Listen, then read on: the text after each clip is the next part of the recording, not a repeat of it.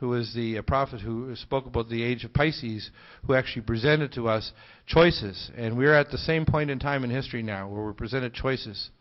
And this choice, though, in this time is greater than even the time of Atlantis and Lemuria, because the level of technologies we have and the transfer of technologies from advanced cultures in different parts of our cosmos has put us in the edge of a galactic battle that's so serious that it may literally kill everything on our planet forever. Hi. Go ahead. Have you heard of Ray Kurzweil's new book, The Singularity? Yes, we're in fact approaching the singularity is actually the combination of nanotechnologies and artificial intelligence and all these other things, but it's also the transfer of technologies from advanced cultures from other parts. Part of this is very evil and violates cosmic law. And the other thing is we're approaching a thing called the nexus, which is a precision of the equinox, as I mentioned earlier.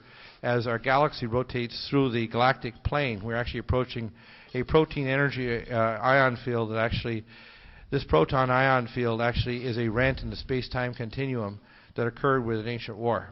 And so we're actually approaching this same point in space-time, and we're asked the same questions, which is exactly why the Mayans talked about a circular calendar, because they said if you knew the past, the ancient past, you could also predict the future. Because in my view, our universe, when you look forward, you're looking into the ancient past. Dr. Deagle, if we're going to have all these cataclysms coming up, where a tremendous devastation is going to take place, most of the people in the world are going to die, why is the New World Order going through the meticulous process of creating the North American Union, the Central American Union, South American Union, the Asian Union, the African Union, European Union? Why? That's not going to be necessary. Why are they doing this? They're doing it for several reasons. You'll notice that if you look at the treaties for the seas, they're moving in inland waterways of most of the major continents. Okay. For example, the Three Gorges Dam in China, the whole construction project was taken over by the Carlyle Group under orders of the Queen and the Jesuits. And a year and a half ago, they actually took over all of the construction of the largest construction company on Earth, which is in China. 80% of the concrete on Earth is now used in building these dragon cities along the Chinese coast. Their whole idea is that they're building central transportation routes because they know the coastal areas are going to hit by super tsunamis. They know that there are going to be global earth changes where the continents are going to completely change. Good parts of California will disappear and there'll be a chain of islands. They know that a tsunami will hit the west coast of America with the passage of Nibiru, and this tsunami will be at Mach 1, traveling at 740 miles an hour all the way to the west slope of the Rockies.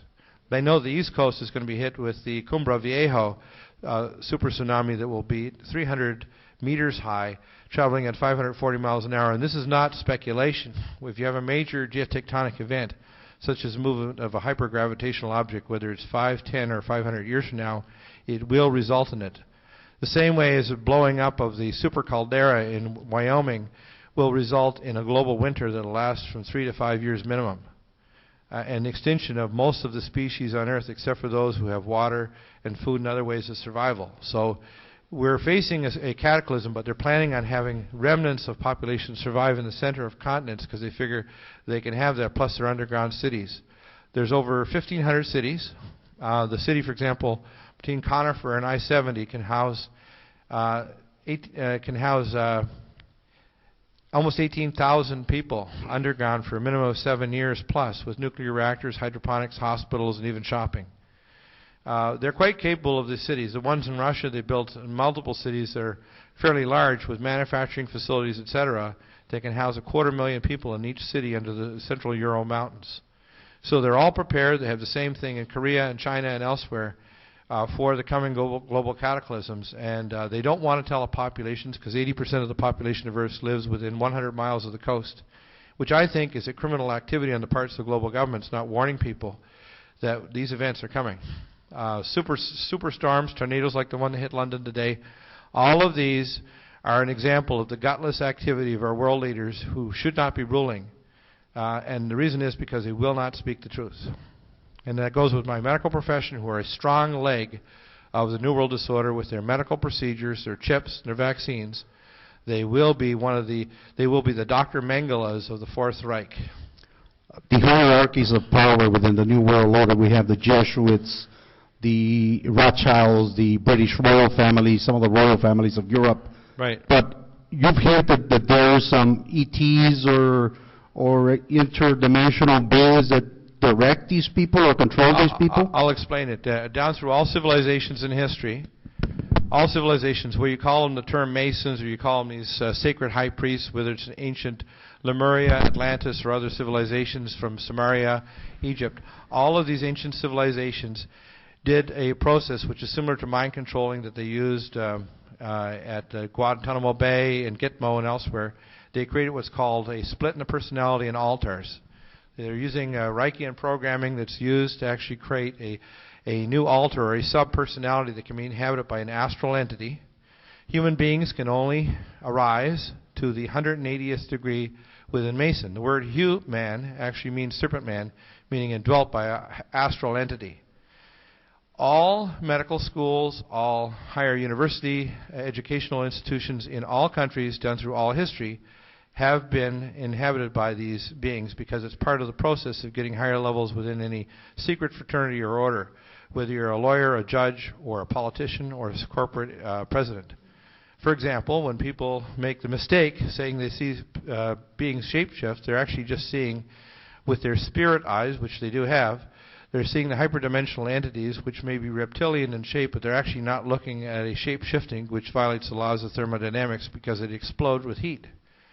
They're actually seeing that those families have had lineal passage of sex and blood sacrifices down through their families through history, like Hillary Clinton, whose family has been one of the leading Luciferian evil families in American history, the Ruddams. That's why they're so intimately tied with this. So if you look at all these families down through history, what you're looking at is you're looking at a human flesh husk that is surrounding a bioplasmatic astral entity which is guiding that just like a controlled object. So the higher levels of Masonry above the 180th degree are all non-human. So the 360th degree. So if you understand that that has been the nature of all human history, not just some of it, then you start to get a grasp on how we have been very, very Earth-centric and not realizing we're in not only a galaxy and a cosmos, but we're dealing with many dimensions beyond the third and fourth. And we're dealing with a very vast universe. And we're dealing with physics and laws that the level of ignorance of our populations has been purposeful, because if you don't know what you are, as I always say, if we knew what we were, we would not do what we do. The problem comes that we do not know what we are, therefore they're in control. And they hide the very nature of reality, that we are the masters of our fate, because we are the 1,000 points of light, not them. We are made in the image of the Most High God. We are literally the rulers of this universe, but we have had our identity hidden. We have been in a state of unconsciousness, and we've had it taken away by religion, who have always substituted a formula for a pathway. And there is, as Yeshua HaMashiach said, that your religion, your traditions nullify the way. Which is why the first 3 centuries, the Greek Orthodox, who understood correctly, knew that Jesus was not God. He was becoming fused to become a God. And that he was on the pathway, so what he was teaching, and he was called the teacher of the way.